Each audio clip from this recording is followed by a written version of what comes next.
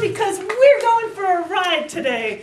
Welcome, welcome Toastmasters, distinguished guests. Welcome to Toastmasters 2008 Division E, Humorous and Tall Tale Speech Contest.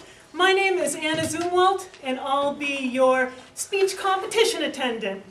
Right now, please take your lunch boxes, your briefcases, your important information, and just cram them under the seat in front of you, leaving all entrances and aisles completely clear for any tardy Toastmasters or delayed dignitaries. Thank you.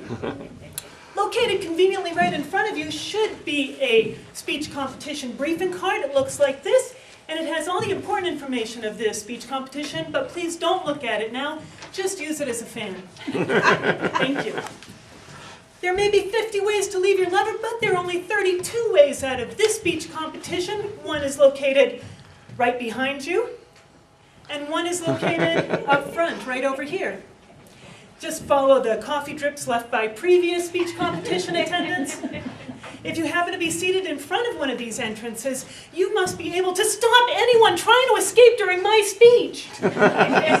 Thank you. FAA for all attending. At this time, turn off all portable electronic devices. This includes diodes, transistors, chips, and especially hearing aids, intelligence enhancers, and detectors, and all portable electronic devices that can be used as recording devices must be turned off now, because I do not want to end up on YouTube like these poor speech competition attendants. This is a non-smoking, non-complaining, non-whining speech, and there'll be no whispered chatter, passing of notes, or any other activity to distract me. Please. Thank you. But in the event that we do lose Gab on pressure, just grab your coffee cup and wave it over your head like this, signaling that you're in desperate need of more coffee. If you happen to be seated next to somebody who's acting like a small child, just give them a couple of bucks in your order and send them over to the union for a refill.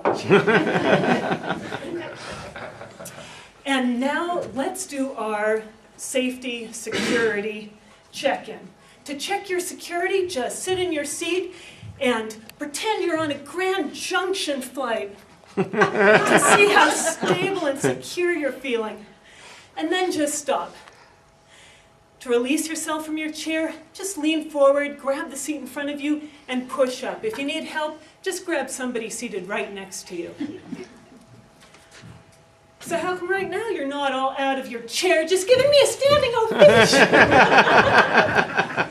I know, you're wondering, how did Anna get to be such a great meeting attendant? Well, it's because I used to be a flight attendant. And being a flight attendant is just like being a Toastmaster speech competition attendant. You have to get up really early and fix your hair and make sure your shoes are shined, and drive like heck to get here in time, and no ums or ahs in your speech. And if you're a lady, it really helps if you're blonde. When I was in flight attendant training, we were sequestered out at the airport for a whole month. And it was brutal training. They had us do crazy things, like jump in a swimming pool wearing nothing but a life vest over our uniform. They put us in a smoke-filled cabin where we had to fight and claw and scratch our way past other flight attendants to escape. But they also taught us really fun stuff, like how to do first aid and CPR, and how to fight terrorists. But we also learned really important things, like how to fix our hair and our makeup and our nails. When I flight attended, I usually did 3 or 4-day trips. But one 4-day trip became a terrible 5-day trip because of weather in the Dallas system. When me and my crew finally got back to Salt Lake City, we were tired and cranky and in desperate need of fresh laundry. My captain, he actually said, "I can't wait to get home and rip my wife's panties off. They're really starting to cut in."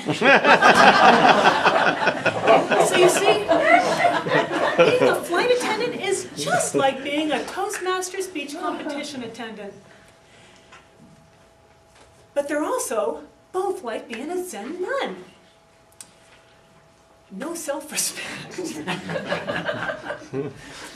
So I became a Zen nun. Yes, I became the flying nun. And I had to submit my, whoops. So I had to shave my head. I had to submit my hair. So I had to get a wig. This wig.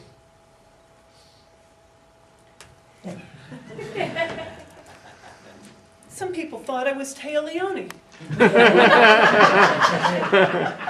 So remember, next time you're flying, you never know who you're flying with.